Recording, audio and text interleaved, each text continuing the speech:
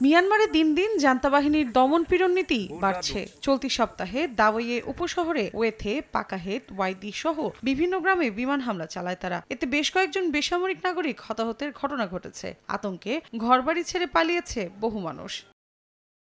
সামরিক জান্তার একের পর এক হামলায় বাধাগ্রস্ত হচ্ছে দেশটির মানবিক সহায়তা কার্যক্রম। জাতিসংঘের মানবাধিকার সংস্থা OCHA জানিয়েছে, শুধুমাত্র আগস্ট মাসেই সহায়তা কার্যক্রমের সময় ক্ষতিগ্রস্ত হয়েছেন 1 লাখের বেশি মানুষ।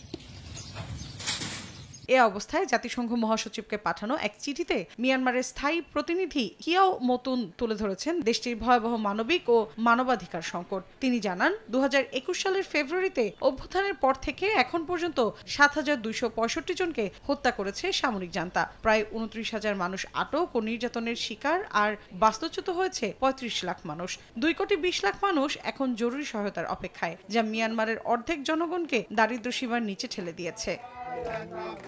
এরই মধ্যে চীন অঙ্গরাজ্যে বাস্তুচ্যুত মানুষদের সামরিক সরকারের আসন্ন নির্বাচনে ভোট দিতে চাপ দিচ্ছে জান্তা। চলমান সংঘাতের মধ্যেই এই নির্বাচনকে বৈধতা দেওয়ার চেষ্টা করছে সেনাশাসিত প্রশাসন। তবে একে প্রত্যাখ্যান করেছে স্থানীয় প্রতিরোধ শক্তি এবং রাজনৈতিক সংগঠনগুলো। মৌসুমী সাথী, সময় সংবাদ।